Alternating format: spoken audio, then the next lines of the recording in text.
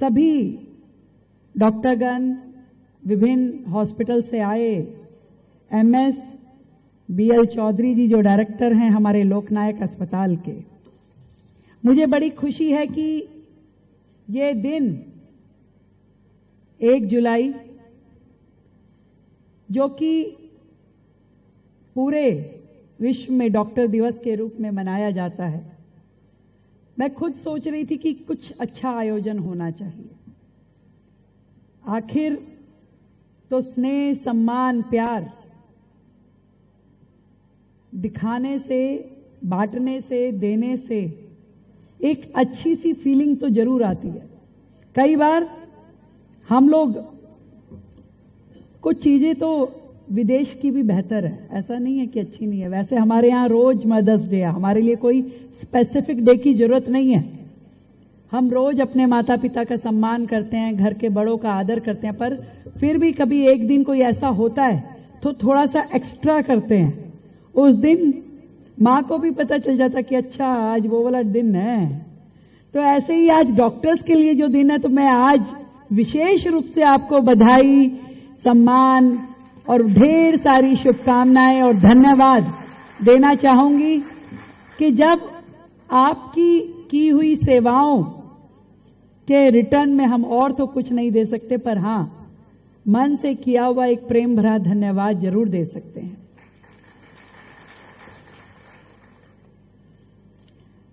और मैं जो विषय बैठे बैठे सोच रही थी और वर्षों से सोचती हूं, मुझे हमेशा से लगता है किसी प्राइवेट इंस्टीट्यूशन में काम करना और एक गवर्नमेंट इंस्टीट्यूशन में काम करना दो अलग बड़े बड़े टास्क हैं। प्राइवेट इंस्टीट्यूशन में आपको मॉनेटरी टारगेट्स दिए जाते हैं कि भी आपको इतना टारगेट पूरा करना है। कई बार ऐसा होता है कि ऑपरेशन नहीं भी करना हो तो डॉक्टर को करना पड़ेगा, टारगेट पूरा करना है। पर सरकारी संस्थान में आपको उस तरह के मॉनेटरी टारगेट नहीं होते, पर हां, सेवा के टारगेट जरूर होते हैं कि जो भी व्यक्ति आपके पास आए, आप उसको प्रेम से उसकी तकलीफ सुन लें और उसको बेहतर समाधान दे दें।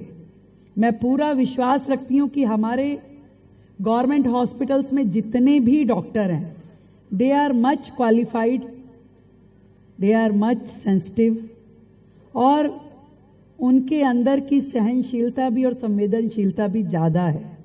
क्योंकि जब विपरीत परिस्थितियों में भी आपको काम करना पड़ता है, मैं मानती हूं कि आपको उतना अच्छा वर्किंग एटमॉस्फेयर नहीं मिल पाता, आपको उतना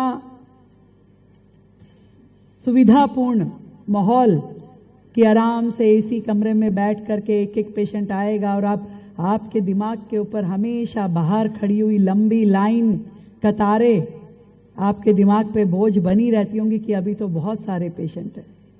कोई टाइम कि अब मेरा लंच टाइम हो गया तो शायद आप लंच के लिए उठ करके जाने का भी आपको समय नहीं लगता होगा। आप सोचते होंगे, परंतु आधी रात भी आपको उठा लिया जाता होगा, ऐसी ऐसी इमरजेंसी जिसके पीछे भी कई बार कोई देखने सुनने वाला नहीं होता, वो केवल और केवल सड़क से उठा करके आपकी टेबल पे ले आया जाता है कि इसका इलाज करना है, और आप पूरी शिद्दत के साथ उसका इलाज करते हैं।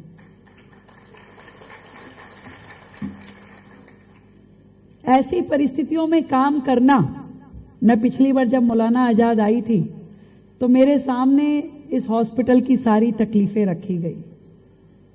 कैसे हमारे मेडिकल के स्टूडेंट टूटे हुए हॉस्टल में रहते हैं, जहां छतें गिर जाती हैं और बेचारे एक कमरे में 8-8 स्टूडेंट, जहां आप स्टडी टेबल तो छोड़िए, 8 बेड जहां लगे हों उनको अलमारी का भी एक एक पोर्शन शेयर करना पड़ता है कि इसमें मेरे कपड़े हैं इसमें, और वो बोरियां बांध के अपनी अटैची या बैग में ही बेड के नीचे कपड़े घुसा देते हैं, और कैसे वो निकाल के, मैं समझती हूँ इससे ज्यादा तकलीफदायक स्थिति में पढ़ाई भी करना मेडिकल की और घरों से दूर आकर के रहना उनके लिए इतना बड़ा चैलेंज था। मुझे देख करके बड़ी हैरानी हुई। और ऐसे ही बहुत सारे हॉस्पिटल में वर्किंग कंडीशन और इंफ्रास्ट्रक्चर की विकट परिस्थितियां मैंने देखी। अफसोस भी हुआ कि पिछली सरकारें जो हेल्थ मॉड्यूल को पूरे देश के सामने प्रस्तुत करती थी कि देखिए हमारा हेल्थ मॉड्यूल कितना अच्छा है, हम लोग इस मॉडल के हिसाब से क्या क्या कर रहे हैं, पर वहां के अंदर की आकर के जब मैंने स्थितियां देखी कि प्रति 1000 व्यक्ति, यदि दिल्ली में अवेलेबिलिटी ऑफ बेड देखें तो 0.42, यानी एक बेड भी 1000 लोगों पे आपका सरकारी उपलब्धता नहीं है। और सारे मिला दूं मैं, केंद्र सरकार के भी, दिल्ली सरकार के भी, प्राइवेट सेक्टर के भी, तो भी 0.5 यानी 1.5 बेड सब कुछ मिलाने के बाद तो भी दिल्ली के लोगों को हम वो नहीं दे पा रहे जो आपका WHO बोलता है कि कम से कम प्रति 1000 लोगों पे 2 बेड तो दो। और आईसीयू की और ट्रॉमा सेंटर की तो बात ही छोड़ दीजिए। इन विकट परिस्थितियों में देश की राजधानी अपना गुजारा कर रही है। तो जो बात आदरणीय खन्ना जी ने कही कि कोविड के समय में प्रशासन तो लाजमी था, आज भी उनके रिकॉर्ड में केवल मात्र 97 लोगों की डेथ दिखाई गई है। जब मेरे सामने अधिकारियों ने फाइल रखी कि भाई कोविड के बहुत सारे कॉम्पनसेशन जो है आज भी पेंडिंग है, तो मैंने फाइलें मंगवाई तो देखा मात्र 95 लोग रजिस्टर्ड है। मैं आपसे पूछना चाहती हूं, क्या कोविड में दिल्ली में मात्र 97 लोग मरे थे? हजारों हजार लोगों की मौत हुई। क्रिमिनेशन ग्राउंड्स पे जगह नहीं थी, लोगों का नंबर नहीं आ रहा था। मुझे आज भी वो समय याद आता है डॉक्टर साहब कि मैंने एक परिवार की मदद करी, क्रिमिनेशन करवाने में उसकी वाइफ की डेथ हो गई थी। उनका मेरे पास फोन आया, धन्यवाद रेखा जी, आपने क्रिमिनेशन में मदद कराई। मैं लिटरली आंसुओं से रोई कि अब वो समय आया है जीवन में जब क्रिमिनेशन करवाने के लिए सामने वाला व्यक्ति मुझे धन्यवाद कर। वो स्थिति थी दिल्ली में। और ऐसी विकट परिस्थितियों में हमारे डॉक्टर ने ये नहीं देखा कि मुझे क्या सुविधा मिल रही है, नहीं मिल रही, उसके हाथ में कोई औजार था या नहीं था, उसे अपने जीने मरने की सुध बुध ही नहीं थी। वो उन सब पेशेंट की केयर कर रहे थे जो उसके सामने आते गए। दिन देखा ना रात देखी। मैं महसूस कर सकती हूँ कि कितनी रात आप लोग सोए नहीं होंगे ताकि दिल्ली की सांसें चलती रहे।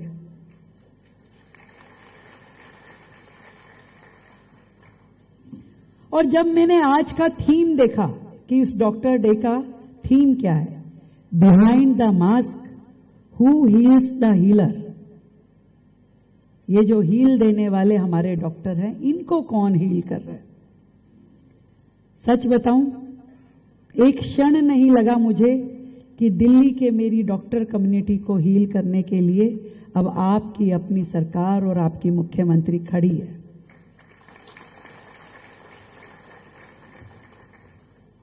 मैंने अपने पूरे डिपार्टमेंट के साथ बैठ करके, सरकार के साथ बैठ करके एक एक चीज जो हमारे इन हॉस्पिटल्स में होनी चाहिए, चाहे वो इंफ्रास्ट्रक्चर की दृष्टि से हो, चाहे अपडेटेड मशीनों की दृष्टि से हो, चाहे पेशेंट्स के लिए बेड बढ़ाने हो, आईसीयू बढ़ाने हो, चाहे वो 24 परिसर जो आधे अधूरे लाखों करोड़ों रुपए की लागत के बाद यूं ही सालों से बंद पड़े हैं, उनको रिवाइव करना, उनको बनाने का काम हो, चाहे हमारे पूरे के पूरे हॉस्पिटल, पहले एक एक हॉस्पिटल के ऊपर एक एमएसबी नहीं दिया गया था। जब मैं आई तो आते ही मुझे बताया गया कि मैडम मेरे पास 4 अस्पताल है, मैं कैसे केयर टेकिंग करूं, जबकि एक अस्पताल पे एक ही आपका एमएस होना चाहिए। सबसे पहले आते ही हमने ये काम किया कि इंडिविजुअल जितने हमारे हॉस्पिटल हैं, हर एक को सिंगल सुपरिटेंडेंट दिया ताकि उसके हॉस्पिटल की देखरेख केवल उसकी जिम्मेदारी पे हो। क्या मतलब है कि 4-4 अस्पताल एक व्यक्ति के ऊपर बोझ पे डाल दो?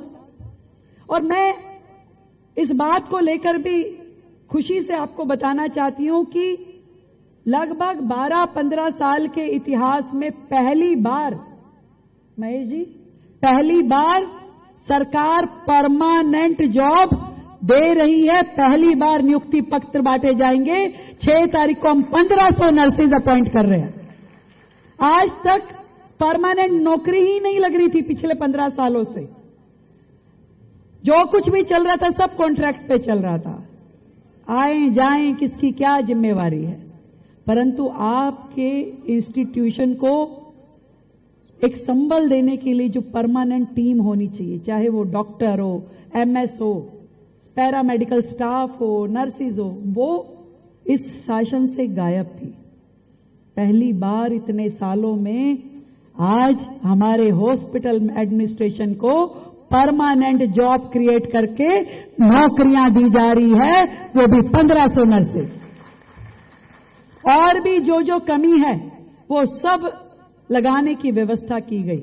जब मैंने देखा कि हॉस्पिटल्स में वो मशीनरी जिसकी जरूरत है, आज आपको सीटी स्कैन, अल्ट्रासाउंड, एमआरआई, वो मशीनें बड़े बड़े अस्पतालों में भी है ही नहीं। इभास जैसा हॉस्पिटल जो कि मेंटल केयर के लिए है, वहां पे एमआरआई ना होना, सोचिए कैसा भद्दा मजाक है। आज सभी हॉस्पिटल में जितनी भी टेक्निकल असिस्टेंस के लिए ये मशीनरी है, उनको लाया जाए। इसके लिए हर प्रकार के टेंडर लगा दिए गए हैं, वो भी जनता की सुविधाओं के लिए। एक एक चीज जो मैं आपको बता रही हूं, दवाइयों की कमी, पहले दवाइयों की खरीद फोक्त में इतनी ज्यादा बेईमानी होती थी, उन सब की रोकथाम करना, तरीके से वहां पे चीजें खरीदी जाए कि ना तो हॉस्पिटल में दवाइयों की कमी हो और ना ही उसमें कोई भ्रष्टाचार हो। जन औषधि केंद्र एक भी सरकारी अस्पताल में थे ही नहीं। आज आते ही सरकार ने आदेश दिया कि हर एक हॉस्पिटल में जन औषधि केंद्र होने ही चाहिए। 17 का उद्घाटन ऑलरेडी हम कर चुके हैं। हर प्रकार का इंफ्रास्ट्रक्चर, वेटिंग हॉल से लेकर पानी पीने की सुविधा, बेहतर शौचालय, हर चीज हमारे हॉस्पिटल्स को मिलनी चाहिए। ये सब किस लिए? इसलिए कि आज जो डॉक्टर्स इस सारे प्रेमाइसिस में हजारों लोगों को रोजाना ओपीडी देते हुए उनका इलाज करते हैं, कम से कम उन्हें ये तकलीफ ना हो कि मेरे पास साधन नहीं है, मेरे पास औजार नहीं है, मेरे पास मशीनरी नहीं है, मेरे पास बैठने के लिए, पेशेंट को लिटाने के लिए कोई जगह नहीं है। कितनी तकलीफदायक स्थिति थी कि एक बेड पे 3-3 पेशेंट, वो भी जच्चा, प्रेग्नेंट लेडीज। कितनी शर्म की बात थी। इतने सालों में देश की राजधानी में उसके लायक सफिशिएंट मेडिकल इंफ्रास्ट्रक्चर कभी हो नहीं पाया। इस मॉडल की बात पिछली सरकारें करती थी, मुझे इस बात की तकलीफ है।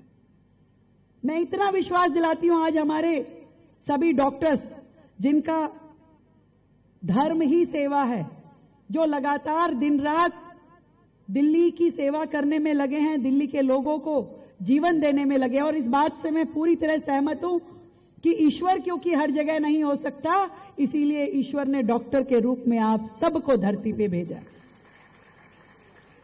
क्योंकि ईश्वर के बाद यदि कोई और जीवन दान दे सकता है तो वो मात्र आप लोग हैं। मैं समझती हूं कि आपके करने लायक, आपके बैठने लायक माहौल हम अपने हॉस्पिटल्स में दें, आपको बेहतर सुविधाएं दें, आपको टेंशन फ्री माहौल दें जिसमें आप अच्छे से काम कर सको। और हमारे सभी हॉस्पिटल्स जिसमें लाखों लोग रोजाना आते हैं, उन सब को बिल्कुल अपडेटेड करते हुए हम उन सुविधाओं को लेकर के आए। मैं आदरणीय देश के प्रधानमंत्री नरेंद्र मोदी जी का कोटि कोटि धन्यवाद करती हूं, जिनकी सोच, जिनका विजन इतना वास्ट है कि वो स्वास्थ्य को केवल नीतियों का विषय नहीं मानते, वो इसे एक जन आंदोलन मानते हैं। और एक गार्जियन के नाते हर पल हर क्षण ना केवल सिस्टम को अपडेट करना, बेहतर इंफ्रास्ट्रक्चर क्रिएट करना, जिस तरीके से पहले पूरे देश में एक एम्स होता था, आज हर राज्य का अपना एम्स बनता जा रहा है।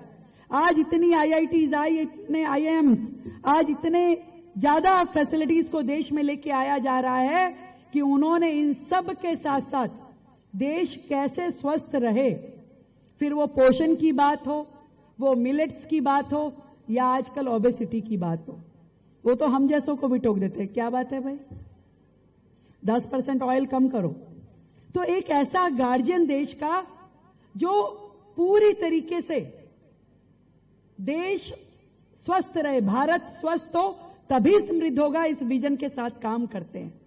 और मैं समझती हूं कि आप सब लोग जो यहां बैठे हैं वो उनके विजन को इंप्लीमेंट करने वाली टीम है, और टीम का साथ देना शासन का, प्रशासन का, सरकारों का पहला दायित्व है।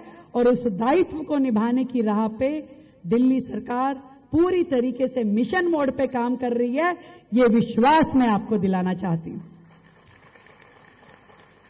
ढेरों बधाई संत ईश्वर फाउंडेशन को आज इस सुंदर आयोजन को करने के लिए, पूरी टीम को बधाई देती हूं। और बहुत ही सुंदर प्रदर्शनी आप लोगों ने बाहर लगाई, जिससे ये पूरा देश का एक इतिहास पता चलता है कि हमारे देश में चिकित्सा विज्ञान कितना चरमोत्कर्ष पे था। आज जो चीजें मेडिकल साइंस में लोगों की समझ में नहीं आती, वो लोग मात्र एक नस को 2 सेकंड पकड़ के आपके पूरे शरीर का एक्सरे करके बता देते थे कि भाई आपके शरीर में ये त्रुटि है और इसको इस तरीके से ठीक किया जाएगा। तो हमारा देश का आयुर्वेद, हमारे देश का चिकित्सा विज्ञान इतना समृद्ध है, और वो आज कहीं ना कहीं हमारे पूरी मेडिकल फैकल्टी में झलक उसकी आती है। इसके लिए भी मैं आप सबको ढेर सारी बधाई देती हूं। मिल करके काम करेंगे। मौलाना आजाद की MS महोदय यहां बैठी हैं। मैं आपको विश्वास दिलाती हूं कि जो वायदा आपसे किया गया है कि हमारे इन सभी मेडिकल स्टूडेंट्स के लिए नए हॉस्टल बनना और वर्तमान की जितनी बिल्डिंग्स हैं उनको ठीक करना और इस पूरे के पूरे प्रीमिसेस से एंक्रोचमेंट्स को हटाना सरकार का दायित्व है, और कोई चीज इसमें हमें रोकने वाली नहीं है। इन बच्चों को इनका अधिकार मिलेगा, यहां पे पढ़ रही उन बच्चियों को सेफ कैंपस मिलेगा, और ये सब करने के लिए सरकार पूरा काम करने वाली है। अभी सभी हॉस्पिटल्स को अपडेट करने के लिए आप सबके जो सुझाव रहेंगे उन सब का इम्प्लीमेंटेशन करना भी हमारा दायित्व है। मिल करके इस दिल्ली को विकसित दिल्ली बनाने में हम सब अपनी भूमिका निभाएंगे। ढेर सारी बधाई, बहुत बहुत साधुवाद।